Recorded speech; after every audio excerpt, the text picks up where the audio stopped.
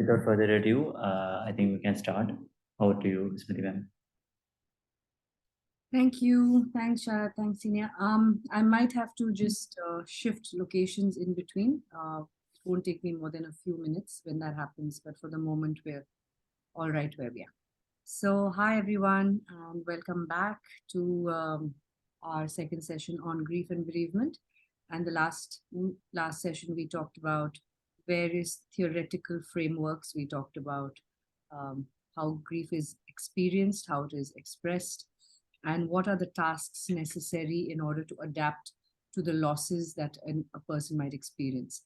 So we looked at theoretical frameworks. We talked about Elizabeth Kubler-Ross's 5 stages of grief. We talked about a couple of other frameworks and William Warden's 4 tasks that people have to fulfill. We also talked about the fact that historically grief has been gendered, and now we no longer look at it as a gendered experience, but rather a human experience where people have different ways of expressing them.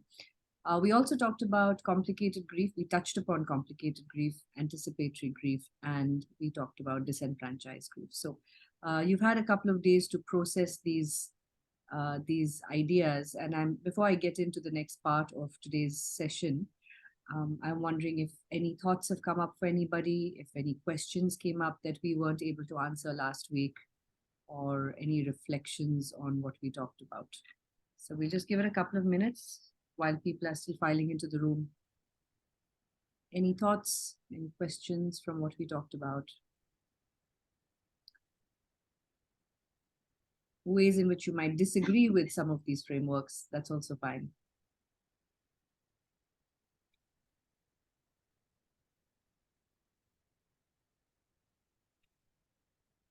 No? Okay. So, all right, so let's get into this second bit. Today, we're going to continue on with a little bit more on grief and then go into bereavement and bereavement services, ways in which we can support people. So I'm just going to share my screen and bring us back to where we were last time. Senior, is my screen visible? Yes, ma'am. All right, so we talked about disenfranchised grief, and where we also left off was the fact that all of us who are in the helping professions, counselors, volunteers, doctors, nurses, we all have to think about the fact that we are high risk for disenfranchised grief because professionally we are not expected to express grief when we lose patients and when we get attached to people that we care for. And personally, I'm not a subscriber to that view. I think we're all human, and the fact that we experience these emotions when we form these bonds with people we care about, there's absolutely nothing wrong with it, as long as it is not completely derailing your ability to function as a professional. Okay, so the next part we're going to talk about is that if grief is not allowed to be expressed for whatever reason, cultural reasons, or just stereotypical reasons for not expressing grief in men and so on, or the fact that it's disenfranchised grief and it cannot be, we have not received the kind of support that people would typically receive. So we see a lot of ways in which grief manifests itself. Grief is a very powerful energy. It has a whole bunch of emotions mixed up in it. And if it is not given that healthy channel to come out, it is going to show in other places. And guess where it's going to go show first? It's going to show first in your body.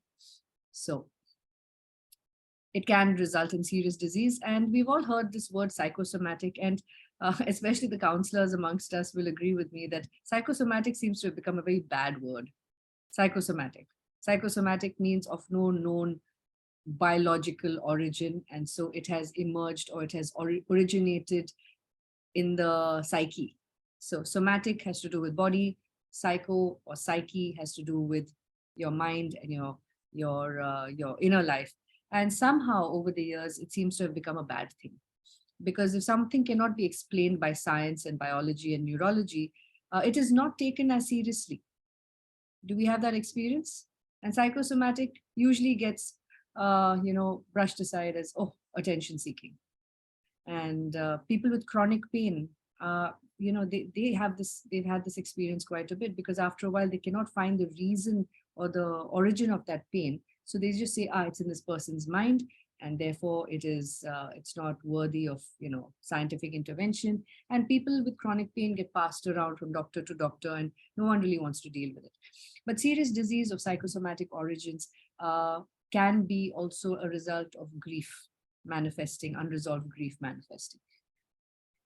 People who are unable to resolve their grief might stay stuck in a stage of grief, whether it's anger, whether it's in denial, whether it's in, in a certain task. They're just not able to integrate and go back into restorative tasks. They are constantly, loss-oriented. And I know people in my family who have experienced losses 20 years ago, and they seem to be stuck in that zone where even their language reflects it. Anything that is going on today, somehow that story will connect back to a loss that they experienced 20 years ago. They seem to be stuck there. They will talk about the times that they were able to help that person. They will talk about the times that they were not able to help that person. It's almost like they're constantly revisiting what could have been different. And that is also stuck in a stage of grief. So they, in my opinion, they've not fully accepted the reality of the loss. And there's a lot of guilt that has stayed with them over the last 20 odd years. Acting out behavior. And you see this a lot in children. And we're going to be talking about children in the next section. Acting out behavior is basically behavior that is self-sabotaging. What are some examples of self-sabotaging behavior? Some examples of self-sabotaging behavior. Isha, you need to unmute. Self-harm. Self-harm, yes. Even angry outbursts, destroying things. Destroying things, okay. And acting out temper tantrums in children. Temper tantrums. Picking fights with other children. Okay. It could be just not showing up to work for an adult. Not handing in, not meeting deadlines. Not looking after yourself physically, not eating on time, not sleeping enough. These are all self-sabotaging behaviors, okay? Suicidal ideation. This is quite, especially in people with extremely enmeshed attachment. And remember, we talked about attachment styles. There are healthy and unhealthy attachment styles. And there might be families where people are enmeshed, which means they are intertwined in very unhealthy ways with one another. I don't know where my thought process begins and where the other person's ends. I don't know whether these are my emotions I'm feeling or I'm channelizing this person's emotion. And suddenly that person is gone. So I have no sense of who I am, what I am without this person. My thought process is now all by itself. Now, there might be various reasons for suicidal ideation, but one of the main reasons would be these enmeshed kind of relationships. And suicidal ideation is, or even attempts can take place. So I'm not going to get into how do we assess. Sorry, did someone want to say something? Yeah, I wanted to share something about a patient I had a few weeks back. She'd lost her grandfather some time back. And she was, after that certain duration of time, she was diagnosed with depression. And she had suicidal ideation. And she was in therapy with me. And when we started talking, the reason she wanted to commit suicide, she attempted also, was so that she can die and then meet her grandfather on the other side. And then we spoke about, okay, that could happen, but what if you die and that's the end of it? Then we had a long conversation about that. And then at least the trying to commit suicide part was a little reduced. So this was a child of around 12, 13 years old. Okay, so we're going to be talking about grief in children, and maybe we'll land upon certain things that might clarify that. Suicidal ideation is difficult to tackle. Suicide risk is, sometimes we know that the risk is there, but we as counselors are not quite sure how to address it. I'm not going to talk about it here because it's a whole other module on by itself. But be aware that these are ways in which that grief, unresolved grief, can also manifest. Okay. All right. A marked alteration in style of living. Now, what is this? Marked alteration in style of living. And this again maps quite closely to depression. It could be just very lowered standards of hygiene. I mean, I'm talking about the negative aspect of it. It could be and this also ties into self-sabotage in some ways. And it could be just, the way they eat or the way they generally go about their day-to-day activities is vastly different from how they did it when the other person was around. So marked alteration in the style of living. People who were, or people becoming very reclusive, not being social. Or it could be the other way, somebody just being overly extroverted and, just going from party to party, being over extroverted, all of those things. It could be anything that is is vastly divergent from how they used to live earlier and for a prolonged period of time could very well be an unresolved grief manifestation. Disruption of important relationships. I mean, all of these things that I'm putting on the screen are all, I mean, not all of them, but many of them are intertwined with one another.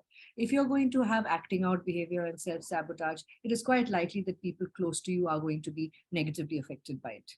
People who try to help you, your friends, people who are trying to reach out to you and support you, after a while, they're not able to help and they might take a step back.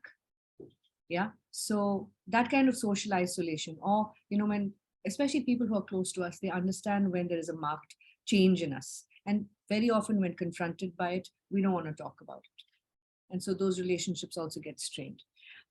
So there could be various reasons why there's disruption of important relationships, but a lot of it has to do with unresolved internal processes that show up in the way we cope, in the way we interact with one another.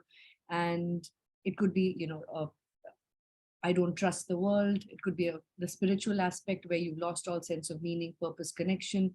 You don't want to talk to other people too much. So all of these ways that grief manifests itself can have serious implications on our physical health, our mental health, and our social well-being. Okay, so for those of you who are interested and are qualified, here are some tools that you can use to assess grief: the inventory of complicated grief, grief intensity scale, the brief grief questionnaire, prolonged grief disorder, and traumatic grief inventory. These are validated evidence-based tools, which I will always encourage you to use when you are especially working with people that you might suspect are seriously affected by grief or are, are experiencing complicated grief and so on. So you had a look at that. I'm going to move on from. Okay, what are the goals when we're counseling a grieving person? Again, please understand that this is a very vast area, and what I'm doing is just really introducing you to some basic concepts. For those of you who are interested in working deeper in this area, there is plenty of literature out there. There are lots of courses out there that are dedicated to grief counseling, so please sign up for those. This is by no means a comprehensive module in that sense. So these are just areas for you to make note of and touch upon and then explore on your own. So grief counseling goals. One is to increase the reality of the loss. This sounds cruel, but it's not. This is your first task, according to William Worden. That person has to be helped to understand that the loss is real. Okay. How do people get stuck? Sometimes they will, for example, they will maintain the room of the person as it was. Especially if it was a young person, nothing is touched, everything is in its place. That room becomes like a shrine to the person who has passed on. Is that going to help you understand or accept the reality of the loss? I don't think so, because every time you go into that room, you're stepping back in time. Okay. And so how do you increase the reality of the loss? As a counselor, I'm not going to rush this person into it, but I will slowly encourage them towards that acceptance of the reality of loss. The fact that this is a permanent reality now, the reality without this person. Okay. To help the bereaved deal with both the experienced and the latent effect. Now, The bereaved person on the surface might be, they might cry, they might express certain feelings, they might talk about certain aspects of their relationship. But latent is what lies underneath also. Okay, because what a person shares with us is just a part of the story. There are lots of other things going on underneath, like, for example, the secondary losses. This is where, remember, the mediators of mourning. How has this loss impacted their sense of self? What are the secondary losses that this person has experienced? Have they had previous experience with loss, and how did they manage that? What are their current coping mechanisms, and how many of those are healthy? What are their social support networks? What is lacking in their social support? And I will get to all of that, and then I will understand what is truly going on inside of this person. They might laugh or cry or whatever and say, I really missed my mother. She was the world to me. But then if you dig a little deeper, you might find that this person is really angry because this mother has left a whole lot of very unresolved stuff behind for this person to clean up or to deal with. So not just what the person is experiencing and showing you, but also what is not there. And that takes some time. It takes a lot of rapport building. As a counselor who's working in grief, I also need to help the bereaved person overcome impediments to readjustment. What is stopping me from moving on with my life? What is stopping me from moving on with my life? I might feel that, if my spouse has passed on, that's it. I have this idea that, you only find love once in your life. This is an idea that I've internalized, and that might prevent me from moving on from that stage. I need to work with that person to say, you know what, there is no limit on how many times you will find love. So sometimes the limitations are internalized thoughts and processes. Sometimes it is family dynamics. Sometimes it's their inability to cope with, say, a dominant family member. Sometimes it is their inability to make decisions and problem solve. So to help the bereaved person overcome impediments to readjustment, they might have some fixed ideas about how the household is supposed to run. And now this person is gone, and now, hey, I don't have this person, so therefore I cannot do this. No. How do you adapt your reality to being able to run that household on your own? How do you ask for help to raise children? What are some of the social supports available that this person doesn't know about? So those are also my goals in order to help a person who's grieving. I have to encourage the bereaved person to make a healthy emotional withdrawal from the deceased and reinvest energy into other relationships. Healthy emotional withdrawal. I'm not telling the person, forget about this person who has died. You have to move on in life. That's not what I'm saying. I'm going to give them the full respect of what that relationship meant to them, but also allow them to make a healthy emotional withdrawal and say, hey, you know what? This person is gone. I'm not saying replace that person with someone else, but let's find that spiritual relocation space. Where is it that you can go and talk to this person every day and yet be able to move on? What role does this person still play in your life? You don't know this person so well. What advice would this person give you now?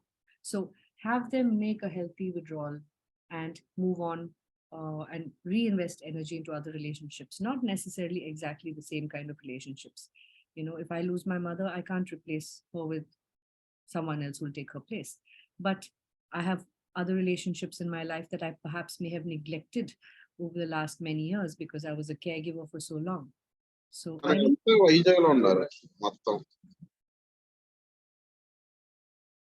Sina, are you looking into that, please? Yes, ma'am. Sorted. Please go. Yeah. So I need to also now invest in relationships that perhaps I haven't paid that much attention to, including, and let me underscore this very strongly, my relationship with myself. I may have prioritized the other person for years because I was the primary caregiver. In the bargain, I have given up plans. I have, altered my own lifestyle. Now, how about I invest in my own relationship with myself, reconnect with friends, reconnect with my social circle. Now, these are things that I, as a counselor, have to encourage that person to do. And it will take time. You have to be sensitive to the fact that different people will take different amount of time to recover and to be ready to re-engage in that. Some people have to do it quickly because, hey, you know, they have little children to look after. They have no choice, because if they don't refocus their energy on their children immediately, then something else might happen. I mean, it affects the child detrimentally. So, but different people have different ways and timelines, and we have to be sensitive to that. So the goals of grief. Now, grief management. What are some of the ways in which we can help manage grief? First of all, please allow sufficient time to grieve. And this is really, really important. There are people who might jump right back into the sway of things, but they need the time to process internally what has happened. Okay. And there are some people who are good at refocusing all their energy into tasks. Instrumental people who will start problem solving, who will start taking charge of the situation, who will focus on household tasks, etc. But they also need time to sit with their emotions. You have to encourage them also to move from here to the heart level.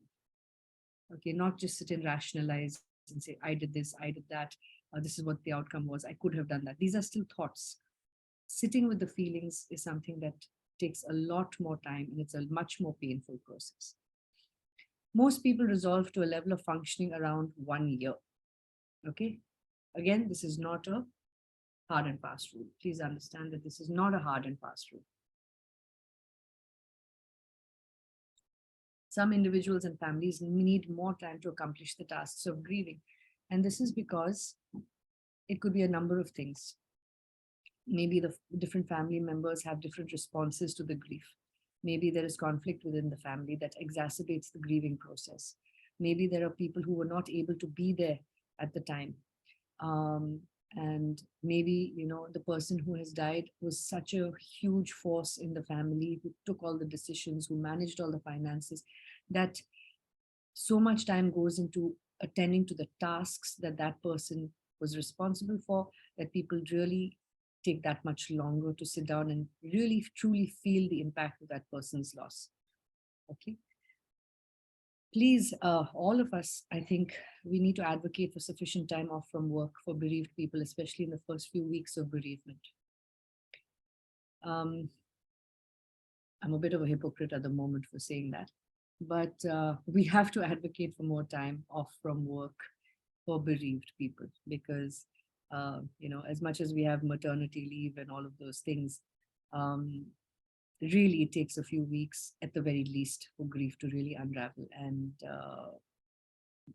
I think it's incumbent on all of us to look after the people who we work with as well. Okay, discuss the fact that grief spikes continue for life through events, holidays, and anniversaries. The thing is that you need to prepare the person who's grieving that it's not going to get, you know, there is, I will discourage you strongly from saying stuff. I will strongly discourage you from using the phrase time heals everything. For some people, it doesn't. It will get better with time. Not necessarily. For some people, it gets worse. So these kind of generic phrases where we somehow seem to project that, you know, the trajectory of grief is like this, it's going to get less over time. That's not true at all. So please prepare the grieving person that there will be days that will be very hard, and especially around anniversaries, events, holidays, and so on. So it is completely normal for that spike to happen. It doesn't mean that you have failed at the task of moving forward with your life. Okay. So a couple of myths and facts. By now, I don't even need to show you the slide, but it's just to reiterate this point. We don't only grieve deaths, we grieve all losses, whether they are the loss of a dream, the loss of a job, the loss of a marriage, the loss of a pet. It's not just people who are close to the person who grieve, it's anybody who cares, including the healthcare team. Grief is not just an emotional reaction, it manifests in all ways, physical, spiritual, cognitive, socially, in our social interactions. It does not always happen in private. We have no idea when the grief will get the better of us. Sometimes we have, you know, a complete meltdown in public, which we really don't want to have, but then it's not something that you have any control over. And we don't slowly and predictably recover. It is a very uneven process with no timeline. Grieving doesn't mean letting go. It means the bonds continue after the loss has occurred. And grief finally ends. It doesn't. We just learn to live with grief. Grief never goes away fully. And grievers are best left alone. Well, it depends. Some people need opportunities to share memories and receive support. Some people prefer moments of privacy, but then that doesn't mean that they don't require social support as well. Maybe in different ways. There are different ways to show it. It doesn't mean going and sitting there and engaging them in conversation. It could just mean being there in silence with somebody, offering to do some chores for them, or taking some tasks off their hands. That is also a great way of showing support and care. Now, I'm just going to stop sharing for a second. Any thoughts, any questions before I move to the next section, which is about children?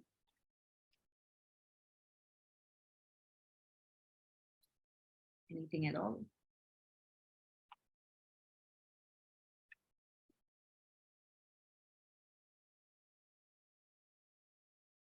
Very ominous silence.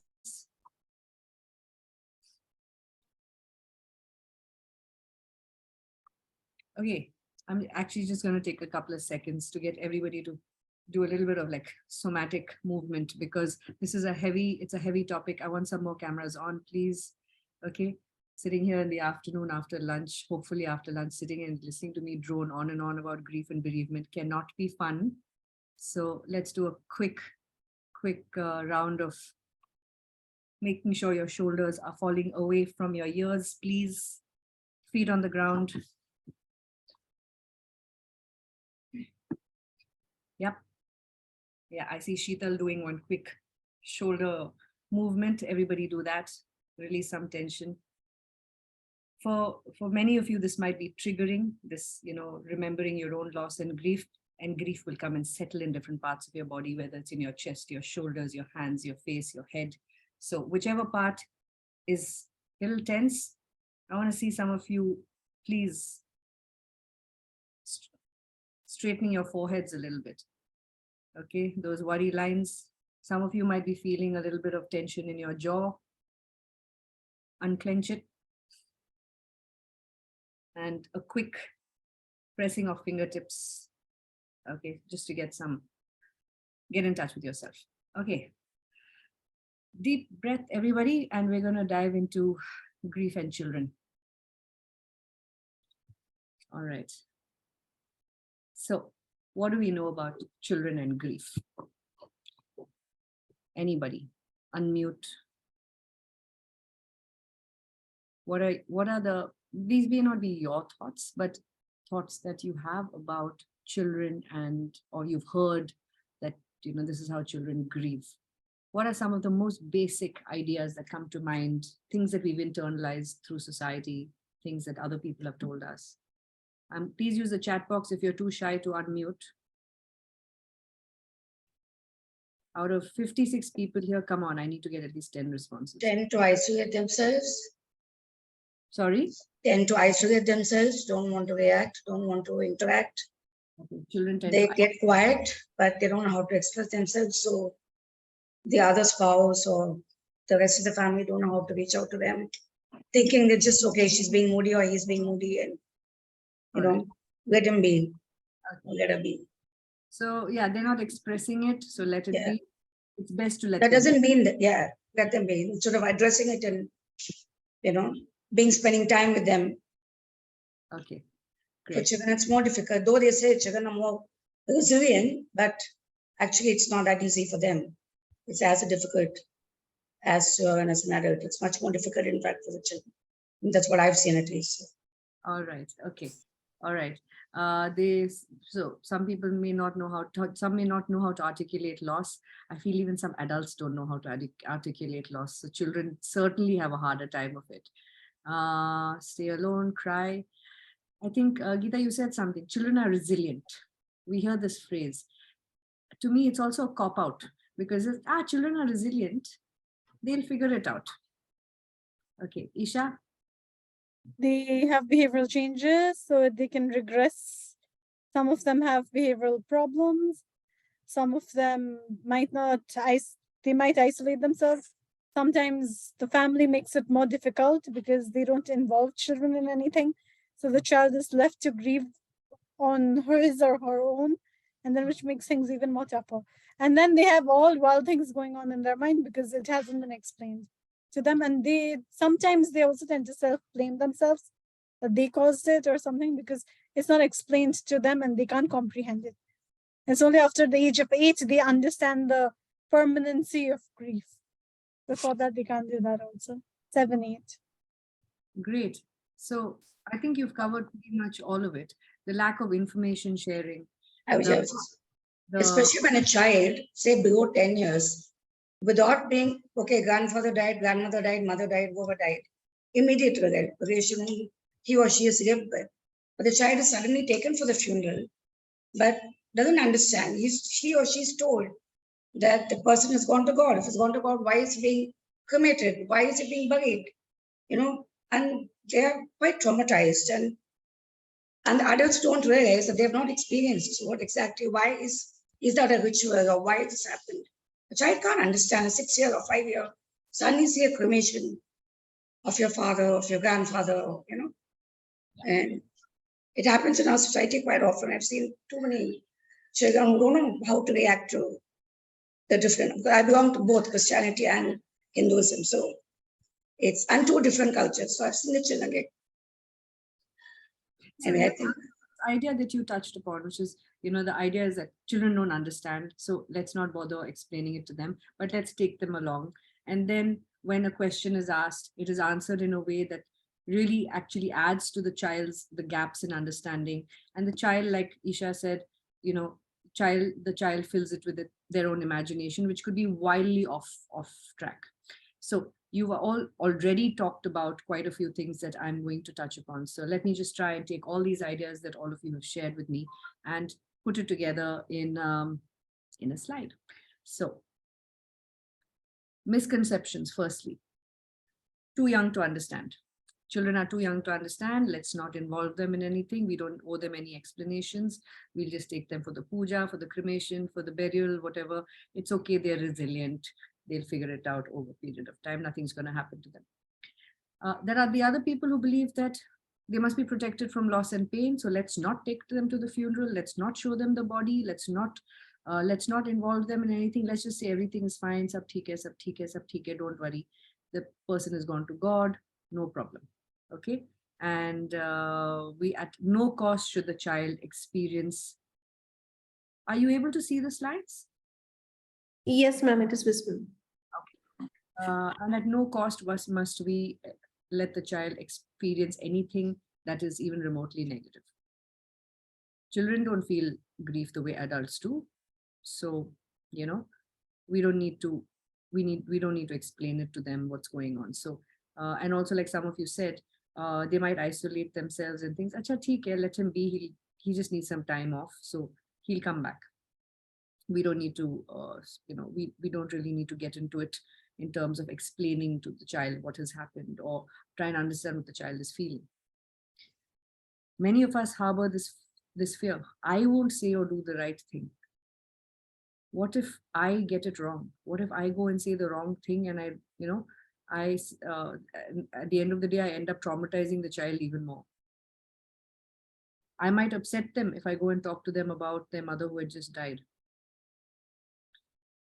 It's best to get rid of reminders. Take away all reminders of this person who has died so that this child is not reminded of this person and therefore is not upset by the loss. This one, if they are not expressing grief, they're not grieving. Child has gone outside downstairs in the parking lot, is playing with other children. Child is not grieving. So why should we get into this whole, jabardasti, why must we sit and have this conversation? The reality is this. Children understand way more than adults realize. And all children experience loss. They need to learn to cope. The loss of a pet, the loss of a grandparent, the loss of a friend, the loss of friends when they're shifting schools. These are losses. And if you try to protect a child from loss, they will never learn how to cope with it. So it is really, really important to not try and protect them from loss at at any cost, because what happens is then as they grow older, they have not built the skill set to healthily cope with loss. So answer.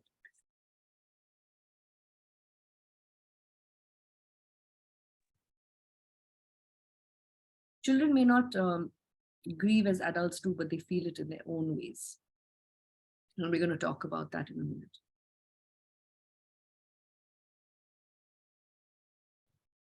For those of us who are concerned that we might say the wrong thing, there's no correct or wrong answers, only honest ones. And that's where our fear again comes in, because we don't know how honest to be with it. I'm sorry, Sina, just 1 second. I'm going to get some.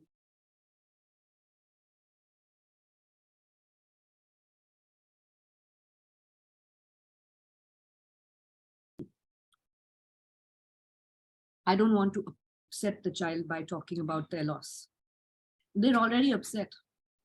It's a natural part of grieving.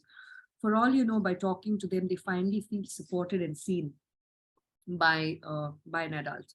So this is like this is almost the same. Logic as when we apply it in suicide risk assessment. Those of you who know how to do that, sometimes asking a person if they are feeling, if they have urges for self-harm, in itself is a tremendous breakthrough for that person. Because, you know, even in suicide ideation, we sometimes say that by asking a person if they have ever thought about suicide, we are putting the idea in their head. That is not true. They already have that idea. Finally, by asking them, have you thought of hurting yourself, actually makes them feel seen. Because otherwise, what do other people say? It's that toxic positivity. No, think positive. Everything is going to be fine. But when someone acknowledges your grief, so when someone acknowledges your pain, that is when the healing can actually start. Okay, so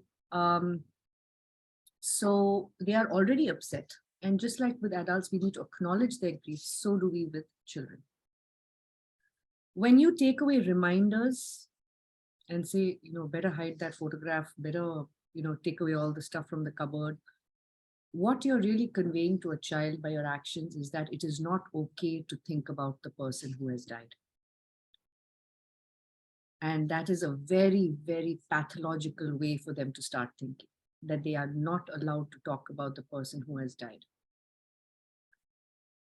So children may grieve differently from adults, and they may not know, like someone said, I think Shruti said, that they may not know how to articulate it in a way that we adults are used to it being articulated.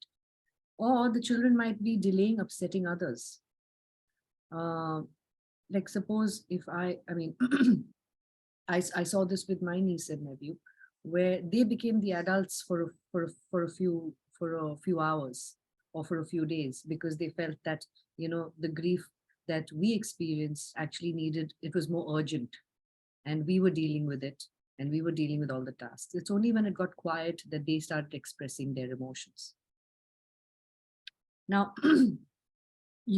I just want to, again, some theoretical frameworks for you to go by, understanding children's developmental concepts of death, okay?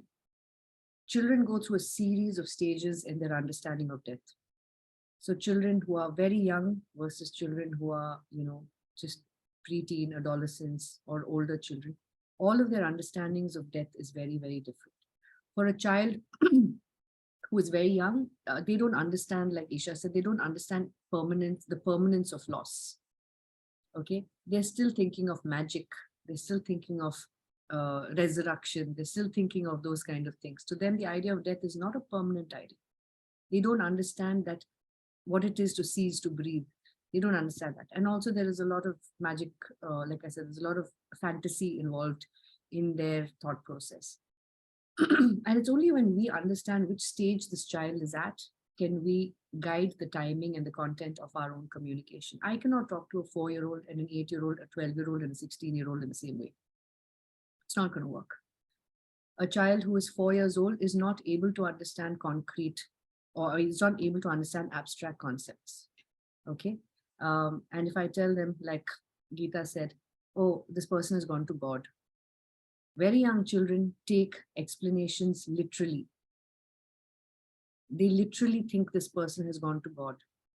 Now, how does this impact the child's behavior going forward? Then you take this child to church the next day or the next week and say, God loves you also. I don't want God to love me because I don't, if it means going away. Okay, they take this literally. If you say, grandmother went to sleep and never woke up,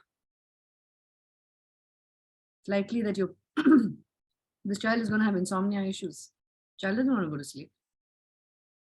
Okay, so please understand that the developmental stages, how a child processes language, how a child processes thought is very, very important. You cannot give a 4-year-old, a 5-year-old, a 6-year-old a metaphor and expect this child to understand what that metaphor or that euphemism means. You have, when I say honesty with a child, you have to sit down with that child and say, yes, this person has died, which means they will not be coming back. Okay. And there are a few other things you need to follow that up with, which I'll just tell you about. So please understand that the developmental stages of a child's, even the frontal cortex, what they can understand is very, very important. Okay. So what do children need? This is a picture, by the way, from our children's palliative care clinic. I'm just taking a little digression. We had a little boy who had autism. He had Down syndrome, and he would have very violent episodes of, of acting, lashing out, using abusive language, physically violent. And I remember sitting down with, I didn't speak any Malayalam, so all our interactions were always through cartoons and through drawings.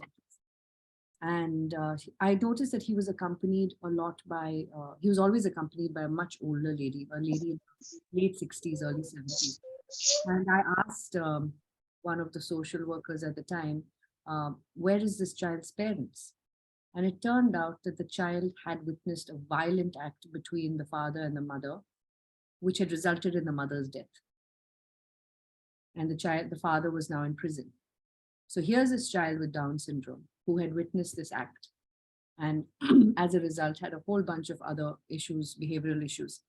And didn't have the language to express it, was already limited in certain ways by the fact that he had Down syndrome. And then we noticed one thing, that every time he felt anxious and violent, it was not about holding him down, it was going and sitting quietly next to him. And he started doing this thing where he would take my hand and put it on his chest. And that became the cue for me. Okay, so he just wanted physical contact like that. Over a period of time, he would randomly come and put his hand on my chest like that. So that was his way of giving back a little bit. So we had this little tradition in the clinic where we would go and trace people's handprints. And so I made him trace his, and this is what he made me do. He made me trace mine over his hand. So this became sort of a symbolic bond that we shared, even though this child and I never spoke a single word of the same language. So what do children need? They need information, just like adults. They need information. What happened? Why did it happen? What's going to happen next? Okay. They need reassurance that because their sense of safety has been rocked. And very often, following the death of a person in the family, the child's immediate fear is, who else is going to die? Who else is going to be taken away from me? And the child needs reassurance that there are certain things that are never going to change. There are certain things that will remain constant. A child needs to understand in the middle of chaos what will remain constant. Please remember that. That is where the reassurance comes from. And very often you will find a child asking, a question like, so who's going to drop me to school now? And it seems like such a selfish question, but it's not. The child is trying to figure out what will stay normal. Okay, so please understand that that's what the question is about. A sibling of a child who has died might ask, okay, can I get his toys now? What is your first response to a question like that? The first response for a lot of people is, oh my God, this child is only thinking about himself.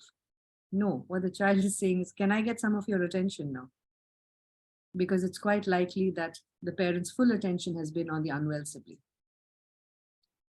So information, reassurance, and to be able to express their feelings safely, with whatever those feelings are, whether it's anger, whether it's acting out, whether it's, so in the case of this little boy who would come, those violent acts or episodes of aggression were his way of expressing his grief because he did not have the language. So what we gave him in the palliative care clinic was a safe space to express that grief with no judgment, with no one telling him to calm down. And eventually the child did by himself. Okay, now this looks like a very complicated slide, but it's really not. It's an algorithm for you to just understand. There are 3 characteristics of the child that you need to understand at the time of grief and bereavement. A child will always try to create order out of chaos. And very often, this order is created with their imagination. So can someone unmute and help me and just read out this orange box for me, please? Anyone would like to volunteer? When information is withheld from children, they will try to fill the gaps in their understanding with their own version of reality made up of fantasy and half-truth, which can be even more damaging. For example, your sister went to sleep and didn't wake up, may lead to the fear of going to sleep. Great, thank you. So a child will try to create order. Those of you who are familiar with Gestalt psychology will understand this, that human beings tend to, if you give them dots, they will see a straight line. Okay, and that is how we are tuned to fill in the gaps with our own understanding of reality. And for children, if you don't give them the right information, very often their reality is very skewed. So what you need to do here is you need to sit and find out what the child understands or believes about the loss. So it's about giving control to the child in that conversation. Not sit down and say, you must be really upset, but here's what happened. No, sit down with the child first, understand where the child is. Tell me how you're feeling, what's been going on with you. The second characteristic of a child is a sense of egocentricity. Every child is the center of his or her universe. It's not a selfish thing. It's just, that's how their brain develops. If you ask a child, how do you go from here to the supermarket? They will explain it in a way that has to do with them. When we go out over there on the right side, there's a lady who lives with a dog. And then, the dog comes and licks my hand. And then when we go there, there's one uncle who always smiles at me. So it's all about egocentricity. That also means that if something goes wrong in a child's life, it is very likely that the child will blame himself. Something I said or some thought I had has made this event happen. Okay, so would someone like to unmute and read this section out to me, please, Swas? Children connect all the events to themselves. Am I audible, ma'am? Yes, Sheetal, please go ahead. Yeah. Children connect all the events to themselves and may believe they are somehow linked to them or even cause them. They will blame their thoughts and actions, leading to guilt, self-blame, self-punishment, and anger. Thank you. So what we need to do then is explore again what the event or the loss means to the child and reassure them that it is not their fault that something bad has happened. Very often on the day of the death, if you ask the child, what were you doing earlier? What was your day like? What happened before? Somewhere this child is going to tell you, I had a really bad thought about this person. Or they might say something, something in a way that will tell you how that event connects to them.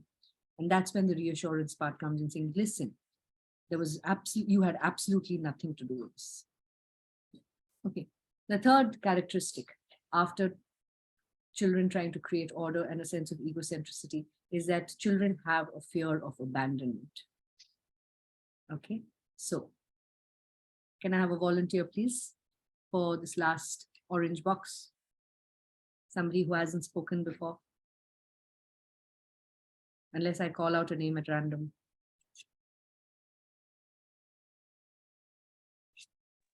Okay. Illness or death of a family member threatens the child's sense of safety, leading to fear of separation, abandonment, and loss of security. Thanks, Shruti. So now here's the thing. No matter how securely attached a child is, death is felt at a very visceral level by the child. Okay, they can see everybody in the family reacting to it. Some people crying, some people getting angry, voices being raised, tension, all of that. They know something major has happened, and suddenly everybody in the house is behaving differently. And that is shaken their sense of safety, security. So what do we need to do then is find out what they fear in their own words, okay, and reassure them of things that will remain stable. So, mama's gone, but we are here. We're still going, and this is why it is really important to maintain a routine with a child, even through bereavement. A child needs to have some sense of consistency. So there is food on the table. We are going to be taking a few days off school. But here's what's going to happen. XYZ people are going to be here. We're still going to walk the dog every afternoon at 4 o'clock. The dog still needs walking. We're still going to wake up in the morning, make sure that you get ready, and you're going to join us for meals, those kind of things. Children need to know what will not change. Okay, so we're going to stop sharing for a second. Any thoughts on children and grief? Again, vast topic. Please do your own research. These are just a few markers and sort of signposts for you to perhaps look at further. So just to recap, children experience grief in different ways, not necessarily ways in which we adults understand. It's very important to remember that the developmental stage that the child is at will largely determine how the child expresses and experiences grief. Also be ready for a child to revisit the questions repeatedly as they move from one developmental stage to another. A 4-year-old's understanding of death and dying is very different from that of an 8-year-old, of a 12-year-old, of a 16-year-old. So don't be surprised if this child comes back to you 2 years later or 1 year later and says, exactly what happened, tell me. Because now they'll understand it differently. Okay, so the landscape is changing. Please remember, ages 0 to 16, you see the most amount of changes in neurological and neurobiological development. And please know that the child's understanding of life itself changes. So developmental stages are very important to understand. And the last thing is, of course, remember these 3 concepts. The children will try to make order out of chaos with or without information given by you. They have an egocentricity about them, which is not selfishness. So if you hear a child asking a seemingly selfish question at a time of grief and bereavement, understand that it's not a selfish question. This child is trying to find, these are what we call landscape questions. Landscape questions is, I want to see here what will remain the same in my landscape. These are landscape questions. And for children, for younger children, these landscape questions are more short term. Can I get the toys now? Who will make my tiffin for school? Older children will ask longer term landscape questions. Do you think I'm still going to be able to go to that college in Delhi? Do you think I'm going to have to go live with grandmother now once a year?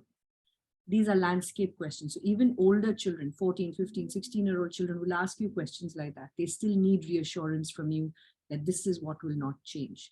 Okay, and finally, children have a fear of abandonment. So you need to reassure them. So information, reassurance is what they need. And this is how we can practically approach it with children. So shall we move on to bereavement then? Okay. All happy topics. So, right. Okay, bereavement is actually a specific period, okay, which is immediately after the death, or the event of the death and immediately afterwards, or for a duration afterwards. It is a period of intense suffering. Very acute feelings come up here. And it is a time when there could be impaired interpersonal and social relationships in the family and amongst caregivers, because boom, it's hit you, you're dealing with it, and it is a very, everyone feels it differently. So it could be a time when there is not a lot of cohesiveness immediately, okay, between everybody. And this is a period that is associated with elevated risks to mental health, morbidity, and mortality for a lot of people because of this acute surge of reactions, emotions, etc. It can be quite a high risk time for people who have underlying comorbidities, people who are at risk for mental health issues and so on. And approximately 10 to 20% of people have a difficult time integrating the loss, and that can result in what we talked about, complicated grief. Now, we're going to look at it in 3 phases, and each of these phases requires adjustment and adaptation. There is the immediate loss of the person, secondary losses that happen, role as a caregiver. Suddenly I have this incredible support team, palliative care team that used to come home once a week. They've stopped coming, and I used to find a lot of support in them. There could be other secondary losses, of course, right? Like what we talked about the last time, status, protection, financial losses, etc. And further losses, hopes, dreams, incomes, roles. I mean, these are just built on the secondary losses. So these are the more long-term losses that a person might experience. Okay. Now, what are some of the emotions that are felt at bereavement? There is sadness for some people. Anger, very, very difficult emotion to talk about and usually not acceptable. Numbness, some people just don't feel anything because they're in shock.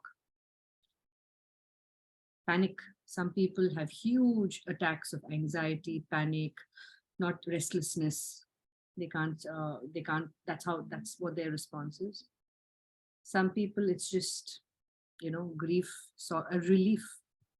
They're feeling relieved that this person is gone, the suffering is over. Again, not an easy emotion to express, because it's not okay for me to say, God, I'm so relieved she's gone. I mean, many people will understand that you're saying that you're glad that the suffering is over, but you cannot express relief like that. Usually you say, she was really suffering, she's in a better place. What about like the fact that I had to see her suffer day in, day out, and I don't have to do it anymore? It is relief, but we feel guilty saying that. And of course, there's guilt. A lot of people feel guilt, and that guilt just follows us around. I should have done this, I should have done that. I should have listened when this person said this. This was a warning. I should have said this to this person. I should have told them I love them. I should have made amends. I should have had closure. So many things. So guilt is a very, very common response at the time of bereavement. Okay. Anger, I want to spend a little time here because anger is a particularly difficult emotion, and social attitudes do not encourage people to express anger, even in positive ways. And the anger could be towards the bereaved person. Towards the person who died. And because it is a difficult to express emotion, and it also feels like it consume you and overpower you, so it's very, very hard to continue. Now, I just want to get people's opinions and views on this idea of feeling angry at the person who died. How would you deal with that when someone is expressing it, or have you had that experience, and how was it received?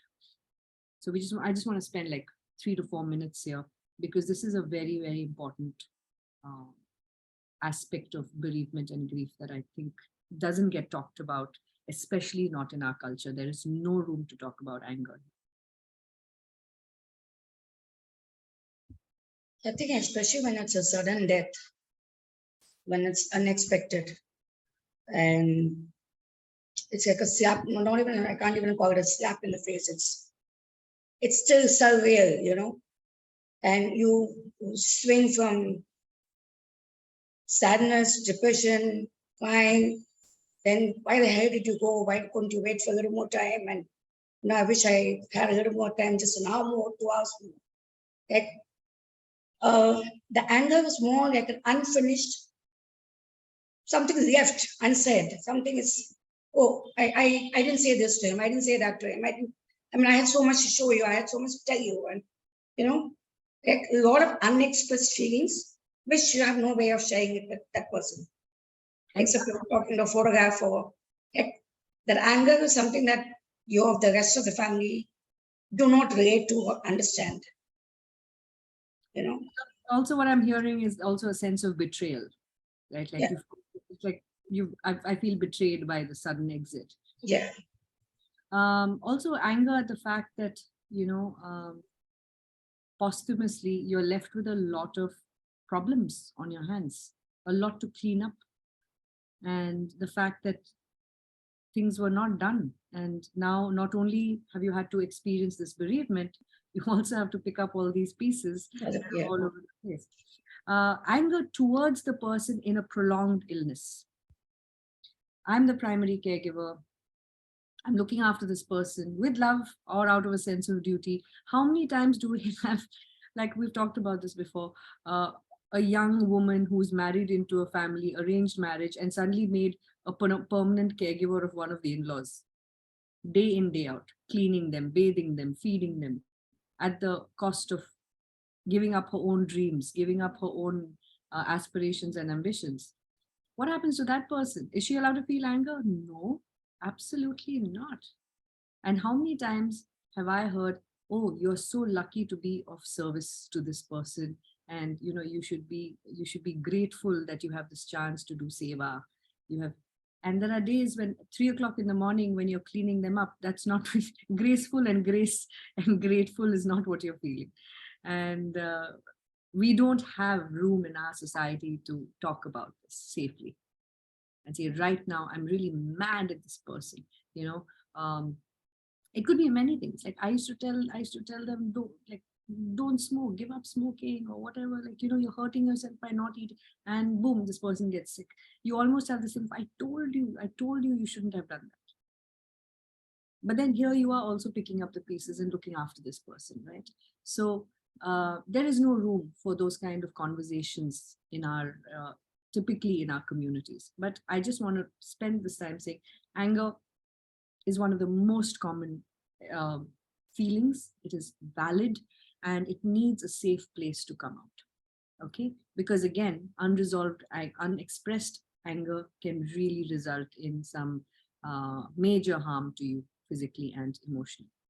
So you cope with the anger without expressing it. What happens? Especially difficult to express it towards the sick and the dead or the deceased. And it can manifest as many things: silent grudges, hurt, guilt, overreacting, having explosive outbursts. Small things get under your skin. Your tolerance for lots of things has gone. Your patience is affected.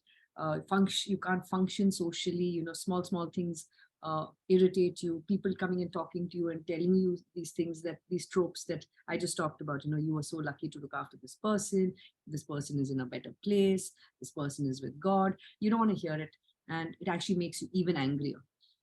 So that might lead to social withdrawal, depression, apathy, low self-esteem. These are all manifestations of unexpressed anger. So anger can be extremely harmful if it is not given a safe place to land. Okay, now protective factors in bereavement. When you have a person who's bereaved, look out for these things. Do they have any secure relationships in their family and in their community? Because this is what is going to be really, really important.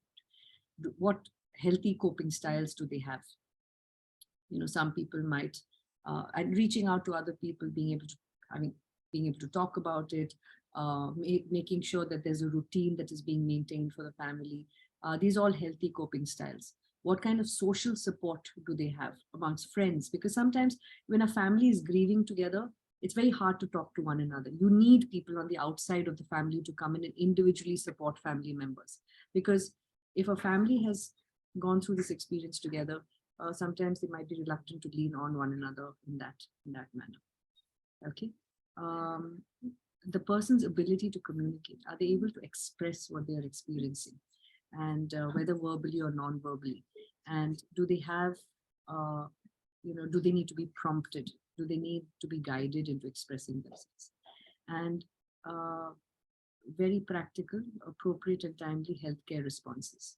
If they are at high risk for, physical illness or a mental illness or, any of those, do they have access to timely healthcare responses in that regard? Now, providing bereavement support. why do we want to provide bereavement support? So firstly, what are the goals of it? To identify and support coping strategies, like I just talked about. Do they have support systems? What are they? What are their coping mechanisms? Also remember the mediators of mourning here. How did they successfully deal with loss previously? Those kind of things. Identify and reduce the risk factors. Are they somebody who is prone to self-harm? Are they somebody who is isolated and doesn't talk to anybody? Is it someone who is heavily dependent on the deceased for their day-to-day needs, whether it was food, shelter, routine, whatever else? Identify and facilitate protective factors, what we just talked about in the previous slide, and establish a channel for future support. Please don't say things like, you can call me anytime, because there's no boundary there. And you will resent it if they call you in the middle of the night. So establish a very clear channel for future support. Let them know the frequency with which you will be available, or where they can reach you if there is an emergency, and make sure that those kind of support systems are in place. Even as there are stages of grief, there are also stages of bereavement support, but the difference is that this is actually sequential, and they build one on top of the other. So this is specifically in the context of palliative care, when we have an inpatient or some sort of outpatient registration process, where a patient will come and register with you, and whether it's through IP, OP, or home care, and there is somebody to do an initial intake and assessment. So at the time of intake and assessment itself, we will assess for high risk factors for somebody who is likely to, the family that is likely to experience bereavement. There is the time of imminent death, when the person is not yet passed on, but it is very clear that the person is in a terminal stage, and that is another time we will do there's another set of protocols for this time. There is a set of protocols for the actual day that the event occurs. There is a protocol for 2 weeks after the death, and there is a protocol for 1 month after. So these are the 5 stages at which we provide support, bereavement assessment and support. So initial intake and assessment, when the patient is first registered with you with a serious illness, you have to assess the caregiver's risk of complicated grief. And this is again, your mediators of mourning will tell you that. Have they experienced multiple losses this year? Are they still struggling from the loss of a previous family member? Is the relationship with the person that is admitted complicated? Is it something that is likely to cause a lot of issues after the person has passed on? There is no information, but there's no, maybe there is collusion in the family where the deceased, the patient and the families haven't really exchanged the truth of the illness with one another. If there is an elevated risk of self-harm or current high levels of psychosocial distress, you should seek help from a specialist and get a psychologist on the interdisciplinary team as early as possible. And you have to provide information and psychoeducation to the family about the illness and so on. And what does the psychoeducation focus on? Preparing the caregivers for the typical role of supporting a relative or friend. Okay, so here's the thing. There is someone in your family who is not really coping well with this illness, and it is likely that this person is not going to cope well as the illness progresses. So we need to talk to the family about not just the patient who is sick, but the high-risk person in the family. Very practical help, outline palliative care and external services like telehealth services, counseling services, and so on, right from the get-go, so that this person knows that this help is available. The primary caregiver, assist them to support their relative. Okay, so now the primary caregiver to the patient has already got a lot going on, and they might, because of that, they're overwhelmed. Okay, and they don't have time to really process their emotions because they're so busy trying to manage the person's disease and illness. But if you give them practical solutions on how to manage symptoms or psychosocial support, the caregiver feels less helpless, and the tasks become a little bit easier. Now, for instance, we have a whole bunch of videos that we've made for the central government that are up on YouTube. I'll share some with you. Just simple tasks on videos on how do you wash the hair of a bed-bound patient. You know, the thing is, you bring down the stress levels of a caregiver, and that allows them to be able to process their emotions better. One, two, it also lets them feel like at the end of the journey that they've done their best, and you've given them the tools to do their best. Self-care strategies for the primary caregiver, including respite services if pertinent. A lot of caregivers will not leave the side of the patient because they feel like nobody else can do that job. But even for a little while to say, you know what, okay, maybe you don't have time to go to the parlor and get your hair washed, but how about you go take a nap? And how you organize this is also by getting in touch with the support services, support systems they have within the community. It could be, you know, somebody in the congregation that they trust. It could be, the school daycare saying that, hey, we'll take the kids for half a day, things like that.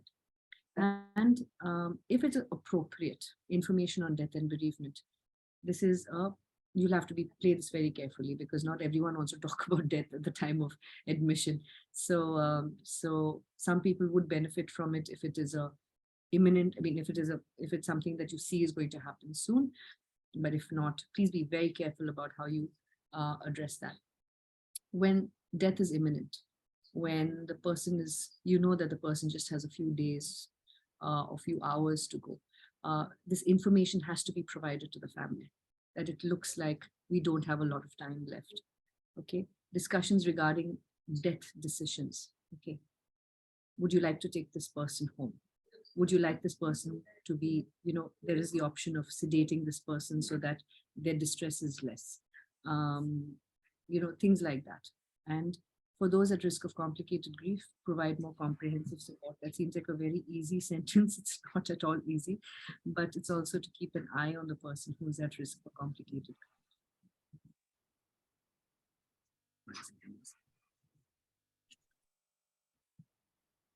What not to do is more important. I'd like to hear more. Kalpana, can you elaborate on that? Yes. Yes, Smriti ji. Nice narration from you. I'm telling that what not to do, that what not to tackle, or not to say that it will happen to many patients, or it will happen to at many homes, and how this happen, and many such things that should not be conveyed to them, or not to discuss with them. That I am telling you. Okay. So there are also okay. So what I'm hearing is that not all the information is necessary for everybody, and I agree with you. But also, I'll just make it a point to just highlight one thing, especially if you're bringing children into the picture, is that they do need certain kinds of information, like what they need, what they can expect to see when they enter the room. Okay, like for example, your so-and-so, you'll notice has lost a lot of weight. It's perfectly all right, don't worry about it. Or to say that, you know, you might see that there are a lot of tubes. There are these tubes that feed, that bring in fluids. There are tubes that, so explain it, demystify it. And also in terms of adults, relatives, when you say, you know, giving information, depending on the illness trajectory, it might be important for, not might be, it is really important to say that what does the active dying process look like? Because for a lot of people, there is that, what we call Cheyne-Stokes breathing, which is also, I mean, it's not my favorite phrase, but it's called the death rattle, because there's a lot of like gurgling sounds. People lose their ability to swallow. So a lot of the, you know, saliva and fluids start gurgling in their throat. And it can be a very scary noise for people in the room.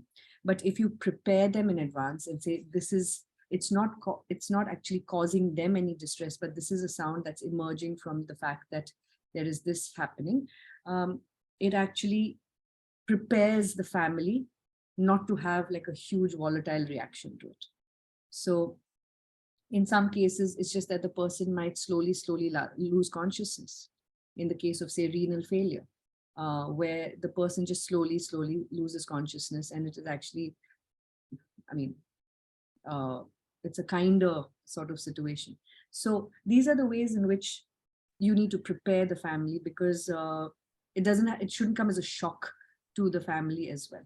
Okay, I'm just Smriti, at the same time, it's we can make the children understand that if the death is because of oral cancer and because of tobacco chewing or any type of this type of व्यसन, the children can understand better at that time that we should not start in the elder age to take this tobacco or chewing this one.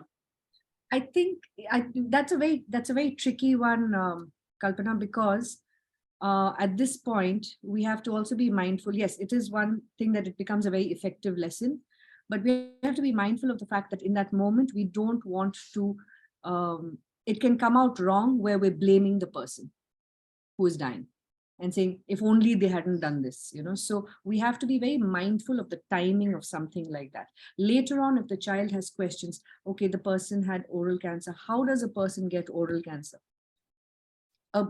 Quite a big contributor to oral cancer is chewing tobacco. And, you know, maybe at the time there wasn't enough information that this person had about it, or the, you know, healthcare wasn't so vocal about these things. So it's very, very, at the end of the day, we also want to preserve the memory of the person for the child as well.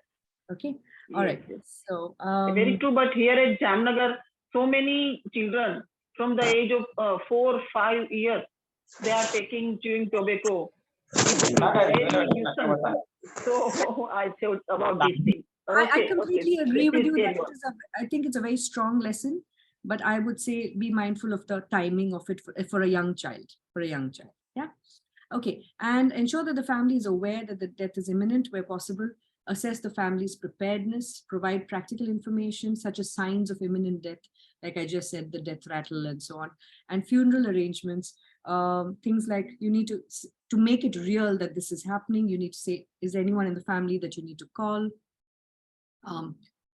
We still have some time. Do you want us to move this person to the house, to the home? If it's already at home, say, you know, they might say we want a team nearby, or we want a doctor to come. Who is to be notified? These are some of the ways in which you can prepare the family for what is about to happen.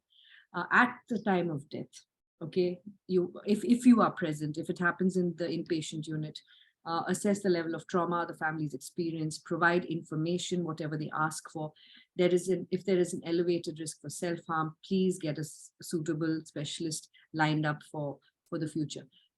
You might want to connect them with social support systems, assist the family in filling in the death certificate forms and other documents. And I found in my practical experience that this is something that really helps, because no matter how professional we are, at that time, our brains are not working. We are not thinking, what do I need to do now? I have taught classes on this, but when the time came, I was blank. It doesn't work. So when someone comes and says, hey, listen, the doctor needs to come and call it. Okay, we need to have a doctor declare it. This is what you will need from the doctor, a letter that says time of death, place of death, cause of death. All of these things need to be there, because you're going to need this for the death certificate the next day. If at least one family palliative care team member should be with the family until they leave the hospital premises, and a medical person connected to the care of the deceased, ideally, if possible, should be available in case they have any questions they want to ask. Like, so in our case, we wanted to ask, was it a respiratory failure or was it a cardiac arrest? And then, you know, those are just questions that we need to know just for our own peace of mind. 2 weeks after the death, informal telephonic follow-up, home visit if possible. Why 2 weeks after the death? Because by then most rituals are done. We have 13-day ceremonies and so on. And this is when things start to go quiet. Ask about an easy way to deal with them is to just ask about rituals and ceremonies. How are the other family members? Just see how functional they are. You know, are they engaging? Is someone locked up in the room? And a really helpful thing to do is share a positive memory. about the person. And if you knew the person, share a positive memory. If you didn't have a positive memory to share, ask the family member to tell you something. Tell me a little bit about your father. What do you remember fondly about him? Offer specific practical assistance that you can follow through on. Never offer to do something you can't follow through on. Okay. And bring up any other concerns that they may have shared with you. Hey, you told me that you and your brother were going through some conflict. How are things now? Okay. And finally, 1 month after the death, follow-up phone call, information about support groups. 1 month, why? Because this is where the secondary losses start to be felt. The crowd is gone, the immediate paperwork is hopefully done, and then suddenly the house is empty and you're realizing all the different ways in which this person was a part of your life. And this is when you need to assess levels of social support, ask landscape questions around, are you planning to get back to work, or are you feeling supported at work by your colleagues? What are you currently struggling with? Roles, finances, relationships, the secondary losses, remember that. Don't shy away from addressing the deceased by name. Very important to keep that person's memory with respect. Always mention their name. Now, I'm going to finally close. What not to do and what to do when you're talking to a bereaved person. Please don't say, call me if you need anything. It puts unnecessary pressure on the bereaved person. First of all, I have to deal with the death certificate and my relatives and all. And now you're giving me one more task for me to think about where I might need you. Instead, offer specific forms of practical support that you think they need help with and that you can definitely do, like babysitting the children, making a meal for them or their elderly parents, picking up groceries, things that they really need practical help with. So offer to do that specific stuff, okay? Don't avoid taking the deceased person's name. Take their name. Take their name. It's really important. Or whatever it is that the person called them. Share a happy memory or an act of kindness that you experienced with this person. And if you didn't know them personally, like I said, ask the bereaved to tell you a story about them. Don't rush in to say something for the sake of it. Oh, everything will be all right. This is all part of God's plan. He's in a better place. Those are horrible things to say to somebody who has just experienced a loss. If you don't know what to say, it's okay to just sit in silence and say, I know words are not enough at the moment, so I'm just going to sit with it. That is a very powerful way to show your presence to somebody.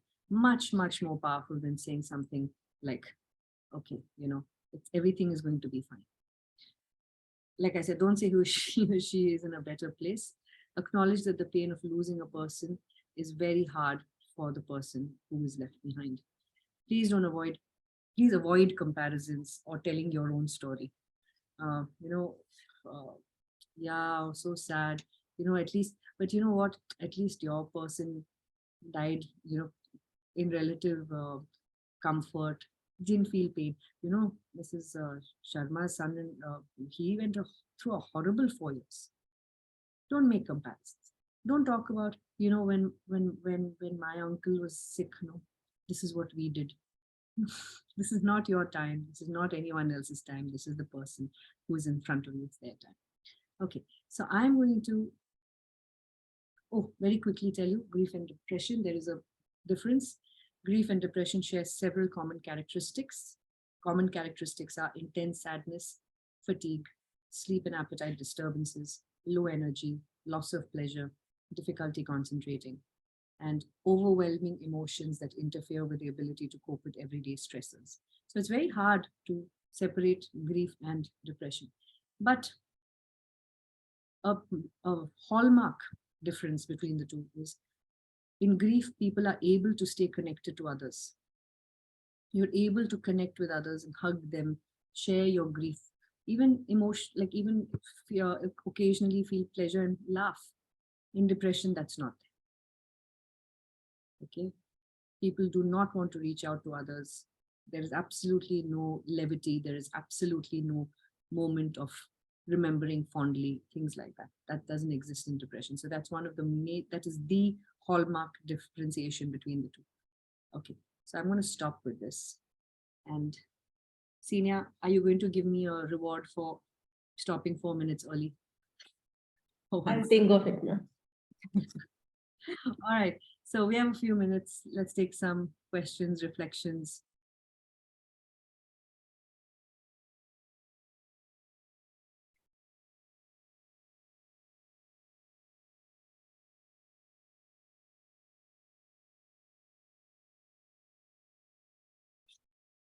Disagreements are welcome. One thing I would just want to like bring up is that when someone is diagnosed with something like chronic, something serious, life limiting, it's also their lives completely change. So there's also like a grief for what, like the person that they used to be. That's something that I've experienced, which is also something that I thought should didn't mention loss of dreams and all that. As not being just a loss of person, but I'm sorry, am I not audible? Your audio is breaking, Shruti. My audio is breaking. Oh, is that my video was stopped? I was Yes, wondering what so happened. that we can hear you. Okay. Yeah, no, but that's just it. It's just that it's like a whole complex of things, not like any one specific, not just one specific dream or financial loss, etc. That's one of the most poignant and important things to remember, that for the person who is actually going through this journey, it is a series of losses. And like you said, Shruti, the loss of who you thought of yourself as a person. I mean, there is one thing to grieve the loss of very tangible things, but to grieve the loss of what could have been, or what may have been, or who you were, I think that is a tremendous loss. And I'm really glad you brought that up, because I think that's part of the work in, in working in grief work. It's this. It's not just the tangible losses of relationship and body and ability. It's the losses of all those things that could have been. So thank you for sharing that. And I completely believe that, if people were more sensitive to that, then we would be able to be a lot more, I would say, present in appropriate ways to the person that we're trying to support at that time. Thank you. Thank you, Shruti.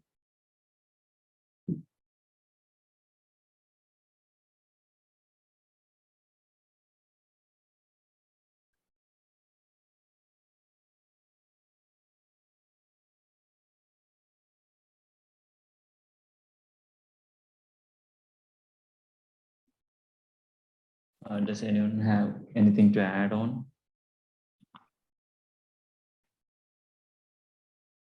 So I'll Shad, before we close, I will share this with the larger group. I think a couple of people here know. I had a particularly difficult last couple of weeks, because I lost my mother last week, and it was after a very prolonged illness, and it was unexpected. It was unexpected in the moment that it happened, because I wasn't with her, and it happened over a video call.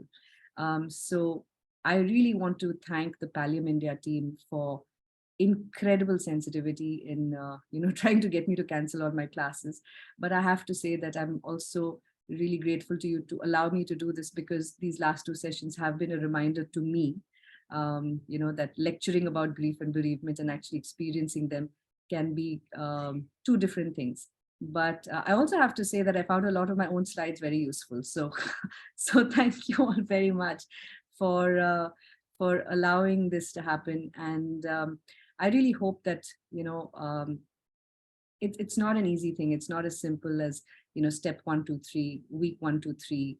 Nothing is predictable. But I hope that you have found some use in what we have shared over the last many weeks with you. And I want to also leave you with the thought that for any further questions and things, you are always welcome to reach out to our team. So thank you, and see you when I see you next. I don't know when my next session is, but thanks, Senior, and thank you, Sharath, and thank you, everybody. Thank you so much, ma'am. Take care. Thank you all for joining us today. I will see you on the next session.